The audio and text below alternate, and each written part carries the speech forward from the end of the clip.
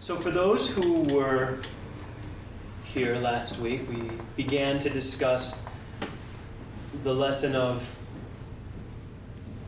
complete surrender and a movement into a complete acceptance of everything as it is.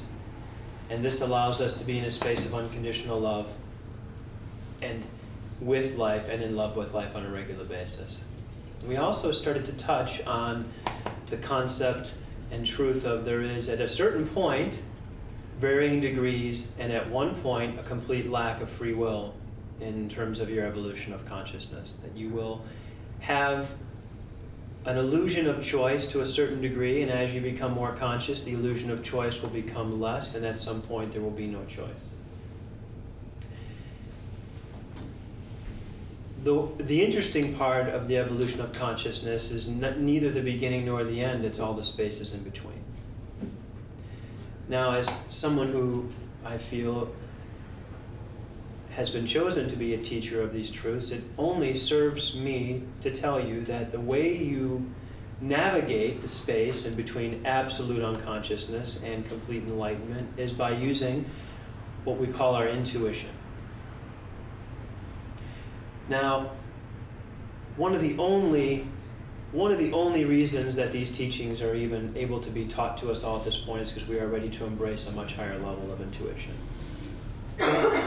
We have existed in a survival state, relying on our central nervous system to give us information. We then process that data. We compare that data to past experiences that we've had. And based on the initial experience, that those experiences either resemble or mimic, we have a reaction.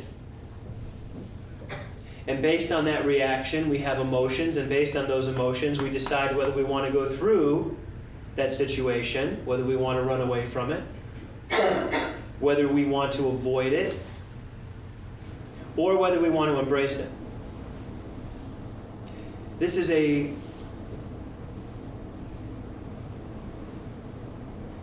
a very laborious, analytically intensive way to experience life. And it only allows for the evolution of your consciousness to happen at a, relatively speaking, slow space. Because it relies on you, one, being able to overcome the past experiences, or it is extremely inefficient in the fact that you always have to work around what you felt was once unpleasant. So which means to get from me to the back of the wall, there's all these chairs in between that space. And all these chairs are my experiences that on some level, in some way, shape, or form, were perceptually stored in my nervous system as unpleasant, fearful, painful.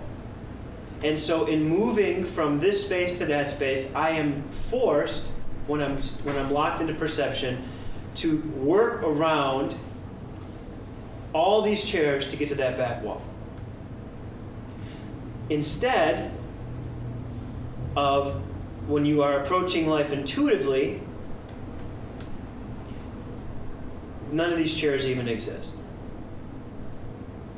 All your past experiences become nothing more than a perceptual misunderstanding and misinterpretation based on the fact that when you were having them, you actually believed you understood what was going on. Enough to create a judgment that you believed could stand the test of time. Which is why there are an infinite number of souls having an infinite number of different experiences. Which is one of the purposes of these teachings, is to help us all move into a space of intuition. In that space, we are all seeing life through our third eye, through our higher center. We will all see life in many, many, many ways the same way. And to the varying degrees, the variability that may be small between the way one intuitive sees it from another, it will not be someone seeing something wrong, but someone adding something more divine and right that augments your ability to see things in all of its brilliance. One of the ways I describe living intuitively is when you live intuitively, you live in the space of the positive, even though you may still be having what you consider to be negative experiences. You realize that those negative experiences are only negative because you have not come to a complete space of acceptance and peace with them. But they do not stop you from knowing that life is good, that things are okay.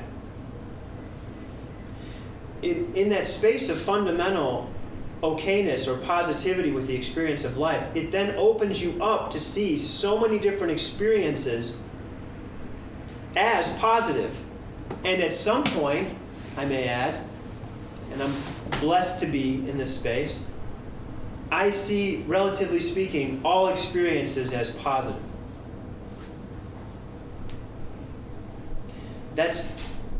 That's how you get from one space to the other. So what I'm teaching you tonight is, well, okay, I'm not you, Keith. I'm not seeing it all as positive. I'd like to. I'm seeing it as maybe a lot of it is scary, fearful, which let's just kind of that's the general negative format on it. It's something you kind of don't want to really be involved in. There's pylons. There's a wonderful healing on the blog that a patient wonderfully donated, and it's a great healing. It's all about right and wrong and setting up pylons. It's a great read. They're all free. Go on the website and read them. It'll reinforce the message today to some extent. It'll show you a different side of it. But what I was saying is that if the journey between where you're at, wherever it is, and we're all starting in our own place, and getting to the point where everything is in that space of it's okay, the way you negotiate that way, you can do it two ways. You can do it through experientially, having an experience with things, having an experience, it's unpleasant, you have the experience again, it's unpleasant, you get tired of having an unpleasant experience, therefore you shift. You come to a place of consciousness through sheer frustration, pain, or force. That's the way most people are doing it. And they're evolving. There's no judgment about that. I'm simply here to show you a more efficient, easier way to experience life. I'm not here saying that the other way is inappropriate. I'm just here to say that there's a more efficient way to experience it at a higher rate of change, which allows you to evolve your consciousness, not necessarily it is a faster rate, but a less painful, conflictual, uncomfortable, less suffering. And then to some point, when everything's good, there's no suffering. How do you do that? Well, that gets me back to what I was saying, is you follow your intuition. What is your intuition? What is intuition? What does that really mean? I like to describe the intuition as the inner knowing. It is beyond faith. It is beyond hope. We do not have to settle for faith and hope. There is something beyond that. The intuitive knows it's okay. Doesn't just know it's okay now. Doesn't just know it's okay in a month. Doesn't just know it's okay once it happens. Knows it's okay. Period. Knows that no matter what has happened, is happening, or will happen, it's okay.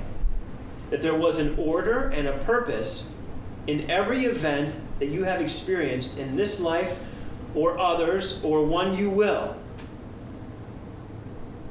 And that you don't need to understand perceptively or analytically what's happened to make it okay. It starts on the platform of being okay.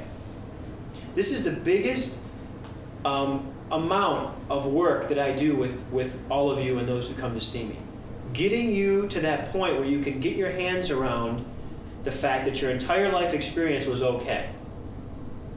Then I can show you how beautiful it was, how divine it was, how intricately perfect it all came together.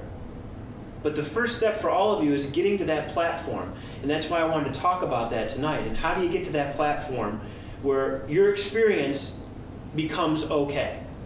Not all the time. That's ahead, but that you have that consciousness when you're going through something, that it has the possibility to be okay. And then that possibility of being okay leads to a probability of being okay. And that probability of being okay then at some point reaches the absolute of it's okay. So it's a process. I want everyone to understand that. And that's why when I'm teaching you these things, I'm not teaching you from this place that this is where I was. I'm teaching you my experience getting to this place so that I can in turn release you from some suffering you'll have to go through if you try and get there the way I did. I'm not about having you all walk the path I walked to get to this place of intuitive knowing. I want you to just learn as much as you can and bypass as much of that as can be facilitated and get to the point where it's okay as quickly as possible, where all the healing happens.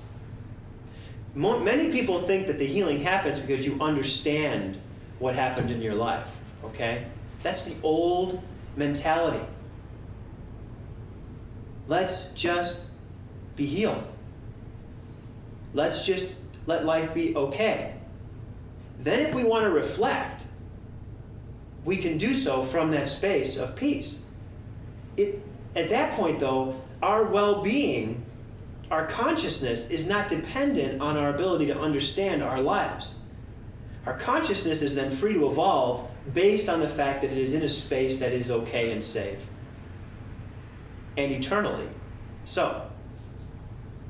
Then you can reflect and ponder and explore life perceptually all you wish. But it's in the context of that. The knowing, the intuitive knowing. Now, when you completely embrace intuition is when you completely embrace choicelessness. Now, I'm not one to really get wrapped up in the minutiae and the details of life, but when I'm talking about these broad terms, I feel the need to do due diligence. There is a truth in every moment of your life. There is an intuitive truth in every moment of your life. There's an example of what is in the highest good in every single moment. And I am not sitting in front of you to tell you that every single intuitive moment of my life, I am exactly aligned with that truth. And the reason I make that so known to you is because I want you to understand that the information that I am teaching you and your ability to understand it and grasp it and enjoy it and benefit from it doesn't necessarily translate into you being in this exact space. It sets the stage for this space. Bless you. It sets the stage for this space to naturally grow and increase in your life. Effortlessly, just through being aware of it. So, the intuitive choice. So in other words, if I'm sitting and having dinner, okay, and I can have a glass of water or I can have a glass of cold beer. Well, obviously, in most situations, because I'm in a space of balance, what's the most obvious intuitive choice? The glass of what? Water. Glass of water. Glass of water. I'm in balance. I'm not strung up. I don't need to relax. I'm not down. I don't need to be up. And the most is water, all right? Do I occasionally choose a glass of beer? Sure. Okay. Is that following the absolute intuitive truth? No. But do I do that knowing that it's okay? Yeah. So is there any self-punishing or reprimanding or guilt or any of that over that straying from that intuitive truth? No. Now, let's look at a different type of situation. Let's look at one we can all relate to. A financial stress. Okay? We're in a financially stressful situation. Wondering where money's going to come from, how we're going to pay bills, all these types of things. Okay? We can either have the illusion of choice, that it's a really scary thing, that we're not going to have enough, that it's not going to work out. Okay? Or we can choose the intuitive truth, which is to know that it's okay. That one way or another, no matter how it works out, it's going to be okay. And live in that space until we are able to realize that truth. Can you see the difference in degrees in those two situations? How the ramifications of having a glass of wine or having a piece of cake or having something occasionally, even though you know it's not in your high, it's good to have it, doesn't have the impact on your consciousness that life situations. So when I'm giving you examples of this, I'd like you to all start by trying to apply this intuitive truth in your biggest, most challenging life situations. Because those are the ones that are causing you the most distraction. Those are the ones that are causing you the most destruction inside yourself. Those are the ones that are causing you the most vibration. And those are the ones that tempt you the most to revert back to your perceptual understanding and just go about it the same way you went about it. Excuse me. And just get through it. It'll all, and this is the classic statement when you're locked into perception. It'll all be better when it's just over. When this is done, then it'll be okay. Let me just get through this next week, and then I can see things really settling down.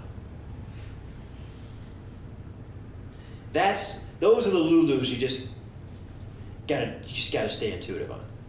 Because those are the habitual, delusionary patterns that are just taking weeks, months, and years of your evolution and just throwing them down the toilet. At some point, you have to experience the experiences of life in an intuitive space. At some point. And they're the biggies. They're death. At some point, you have to be okay with losing someone that you love dearly and knowing it's okay. At some point, you have to own the peace that you are entitled to when someone leaves this existence and moves on to another one. Because, for example, and we'll in further gatherings, I'll go into detail about these situations and help kind of break them apart for you one at a time, because they all deserve their own moment to talk about them. But I want to give you an overview of the big challenging ones so that you can start to just look at the table of food and look at some items that you need to start tasting. But at some point, you need to look at death as a good thing. A good thing. Death within yourself. Death of someone you love. Death, unexpected death. Expected death. Because are these things ever going to stop happening in life? No. Death is never going to stop. Thank God. It's one of the most amazing gifts in creation. But I'm okay with it. I'm okay with it. I see death as a beautiful thing. I'm in love with it. I accept it. I embrace it. So that's one of them, all right? Seeing poverty. Seeing poverty, seeing homelessness. You have to finally come to peace with these situations so that they no longer control you based on your perceptive reaction to them. Because until we get to a place of collective intuitiveness regarding some of these major issues in the world, in creation, we will never have clarity on what really is in the highest good in terms of a response. Not a reaction, a response. What's in the highest good? It'll all just be reaction.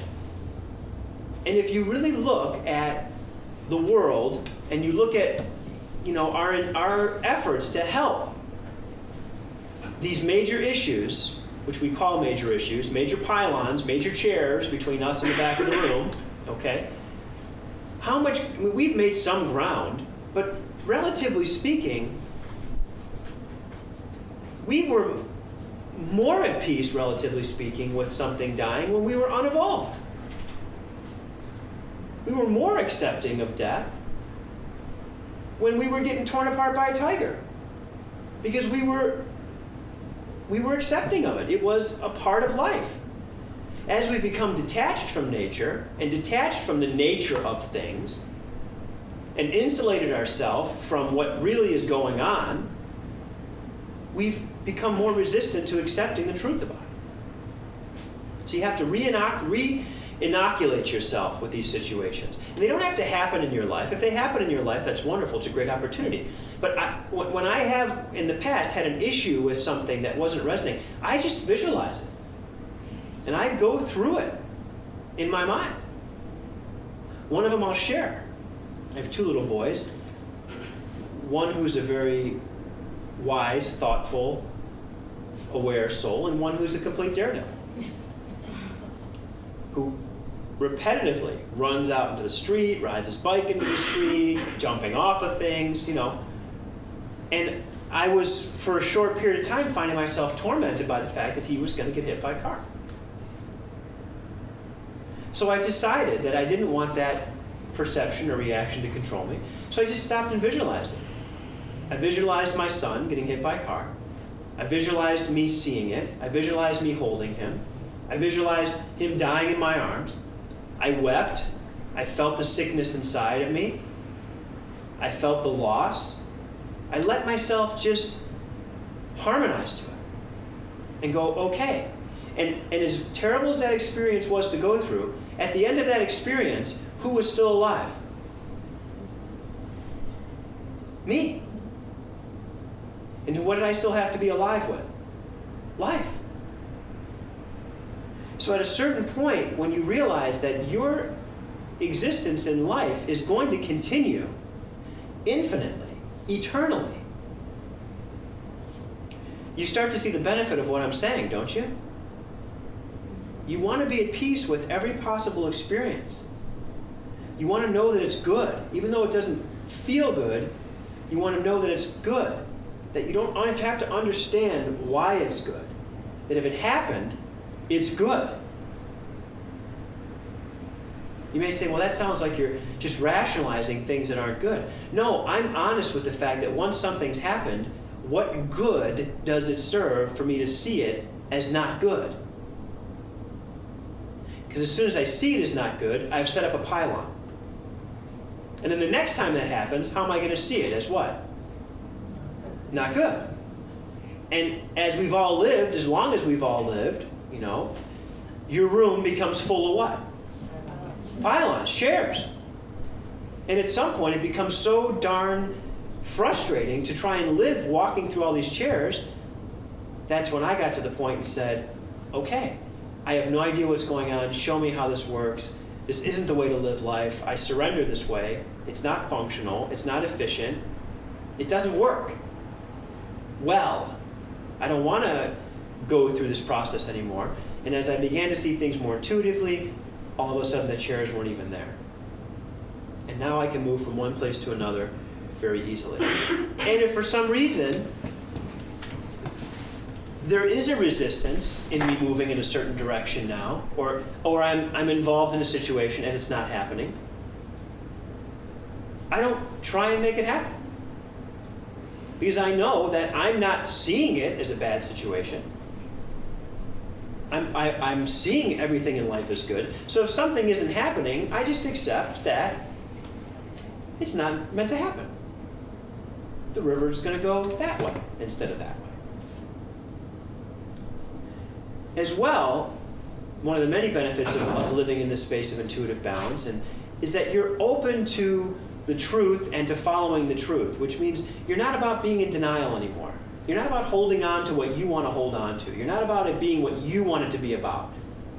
So you're open to whatever you need to let go of, whatever you need to embrace to come to the space of peace in your life. Do you realize just in setting that intention how much potential suffering you're letting go of just by doing that? Just by it not having to be something you understand? Because everything was going into that box. So there's so many benefits. As well, once you reach a certain place of peace, which I'm very lucky to experience a great, great majority of the time, if for some reason I were to get to experience a sensation of being physically ill, if I were to pass away, it's okay. Because I know that in the space of balance that I'm living my life, there's nothing else I can really do. I mean, it's just, again, meant to be. So you don't have to fear anything that might happen to you or the loved ones you have, because in your space of balance, once you're in that space, what else could you be doing to eliminate unnecessary, chaotic, misguided energy from your life or the ones that you're around? So being intuitive is not just something you do for you. It's something you do for everybody around you. It's a light that you bring to all those around you. Now, the problem, I use that word loosely, that so much of us who have been intuitives in other lifetimes or are embracing intuitiveness in this lifetime is, we have a history, a perceptual history, which thank God this has left me, but we have a perceptual history of remembering the great intuitives of the past. And in general, what's happened to the great majority of intuitives in the past? What's happened to them? What has humanity done to them for the most part?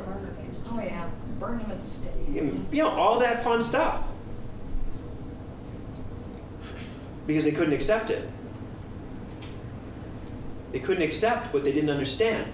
And they thought it was voodoo, or they thought it was evil spirits, or they thought it was whatever. All that ignorance always thinks it is. And why I'm making such an effort to bring all of you into your space is because now is the time. Not for one to come, but for all of us to come.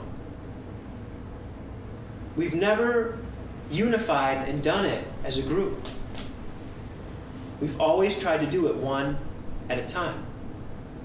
And the one has come and awakened us, and we've been awakened and we've been inspired.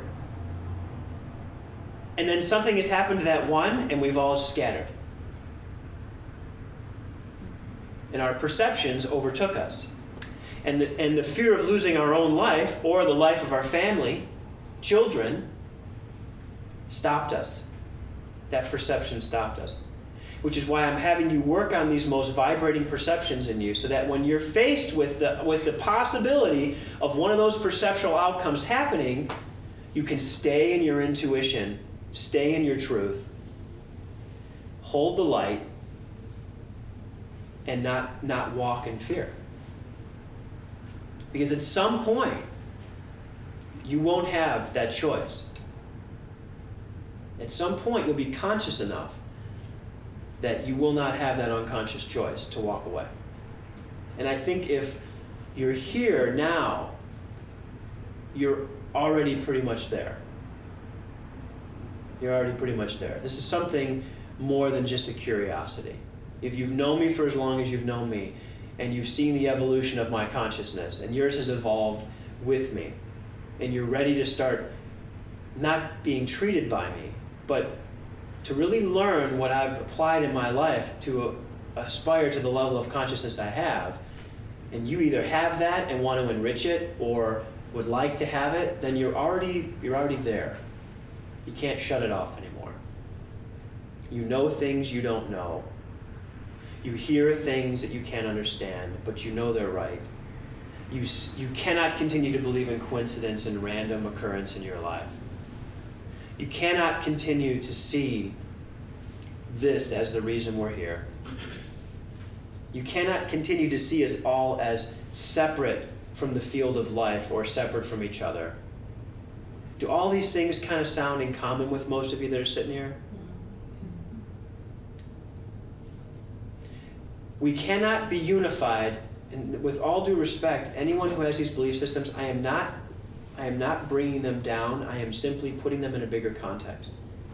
We cannot become unified in a space of religion. It has not worked. It will not work. There is nothing wrong with religion, but you must embrace religion, and then you must rise above religion into your intuition and put your religious beliefs in an intuitive context. And in that intuitive context, you will see the divine truth in all of them. Regardless of the story, the outcome, your beliefs, they are all at the heart teaching the same thing. God wouldn't have it any other way. In all of them is the absolute truth. And above all of them is the absolute truth. That's why when people ask me, are you religious? I say, I am not in a space where a specific religion serves me anymore. That it means there is nothing wrong with them. I just do not find that I'm in my highest sense of truth when I believe in one of them. Just like I'm not in my highest sense of truth if I believe that you are different than you or I'm different than you. To me, it's all the same. All the same. It's all in different spaces of consciousness, different spaces of evolution, but it's all the same. So for that reason, the intuition, the knowing within all of us is what I have been shown is the one way for all of us to be in the same space. Because it supersedes our perceptual data bank. It's the one sense in us that has the ability to overcome any experience and say, all that being said, all that being done, all that happening, you're still one with it. You're still one within life with them. No matter what he did, no matter what she did, no matter what went on, you're still one. No matter what they did to hurt you, no matter what they did to disappoint you, no matter how they abused you, you're still one. And that's why when I talked about it the first time, that's what I mean by choicelessness. It's a surrender into that. That at the end of it, no matter what, we're all one. There's no way around that. We know that from physics. We know that on a quantum level, that we're all from the same vibration. We're all from the same source. Whatever you want to call it. People say, is that what you consider God? God is... I love life. I love life. I love God because I believe that if there was an initial source that created life, it was God. That's kind of the vanilla. Whatever context, whatever my experiences have been in that form of life, I've really let all those just fall away because in the end, there's going to be the same thing there was in the beginning. There was a source of life, and there's life. Now that that's all over with, now how are we going to be in this? And how are we going to grow and become conscious to being it together? And being it together, and not just get along. Being it together. Being it together. Learn from each other's experiences so that one person goes through something. Because if we really are aware of what one person in our life is going through, there's really no reason for us to go through that experience that they went through.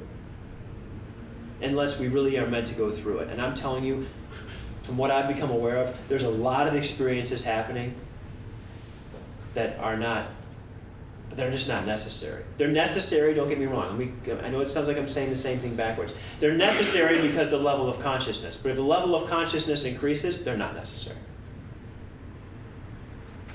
And we can become much more efficient in our life experience by being intuitive. Because we will not have to process all the information in terms of a negative. In terms of something that threatens us or hurts us. And that energy that's been used to process life, the negative perception of life, is, I'm telling you, and those of you, and there's several of you here that have been shifting into complete intuition and letting go of perception and making perception secondary and intuition primary. Your primary source of contact is intuitive, secondaries. How much of that perception has shifted into seeing beauty in the world? How much of that perception is now showing you just amazing things, especially in nature? You have such an amazing sense of nature that you don't have when you're using your perception to guard against life, which is nature. You can appreciate nature. So you start to perceive your source. And all of a sudden, life isn't some intangible force. It's represented everywhere all around you. Tangibly, because your perception is then able to show you, by looking at a flower, the miracle of life that you are. Because what it is, you are. So it's not just about letting go. Oh, bless you, honey. It's not just about letting go of the negative perception. I can only hope for all of you, know for all of you, that as you do that, the perception that you start to have of things is just completely beautiful. And you see order everywhere in your perceptual field. Why? Because your perceptual is now subordinate to your intuition. The knowing, the divine order, the sense of all is well, is then in control of your perceptual reality, and you will start to see things in your perceptual reality that will validate the intuition. And that's when life really just becomes an amazing, amazing journey. Because there's no more pylons. It's, how is that amazing? Look how that's wonderful. That was so incredible. I would have never thought about it that way. You're so beautiful. Where did you come from? I'm so glad to have you in my life. I could have never planned this. I mean, I can't tell you how many times a day I say, I could have never thought of it that way. I would have never even conceived that. Those are moments of complete surrender. Because eventually, as you continue to move through this process by following your intuition, you are no longer you. Your life is no longer your life. Your body is no longer your body. It's just all life. It goes back to our first gathering. It goes back to that unconditionally loving, accepting relationship that starts this new intuitive journey on life.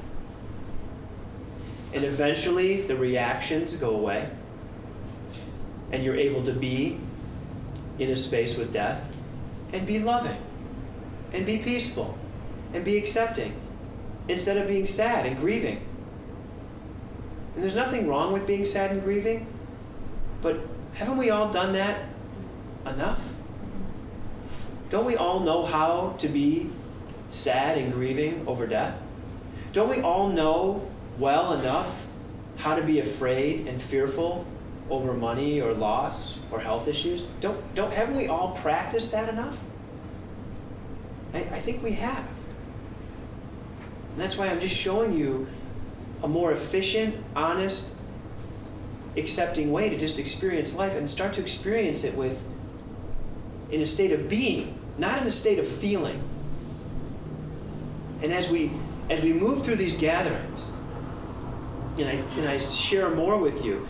I'm feeling pretty strongly, although it could change, that the next gathering we have, I will really start to talk to you about the release of feeling your way through life, and how the next step to letting intuition become stronger, in addition to practicing it, is letting go of feelings. And there really isn't any need to have feelings in life. There comes a point where they become more of a liability and more of a burden than they really benefit you. Being is the way to go through life. And the only way to be is intuitively. Feeling is the way we've gone through life based on emotions, reactions, circumstances. And we've used our feelings to guide us. What felt good, we continued. What felt didn't, we didn't. And I want to leave that there, because that's what I really feel the next gathering will be all about. Is, I feel I've, in many, many, many, many moments of my life, evolved past the point of feeling life. And I can't tell you what a relief it is. Because they really do create a huge amount of highs and lows. And to me, feeling great is just as out of balance as feeling terrible. They both cause the same fluctuations in the field that make you less prone to see things in a space of truth.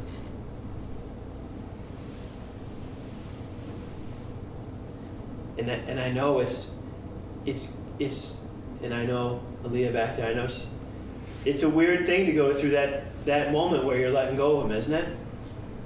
Because, if I may, she was just, like, when she was going through this release of feelings, she just was in a space of, there's nothing. You know? There's just nothing. And that's how it is for all of us when you go through that. Because without your feelings, you're like, well, who am I? What's the point about all that? But you emerge, and she's an amazing intuitive, and she's seeing the bounty and the stability in being. But it's an incredible journey, and we'll talk about that in our next gathering, about letting go of those feelings, because it's difficult. It's difficult. They've been a good friend. But I'm setting you up for that next time, and I would really encourage you to make that and hear about them.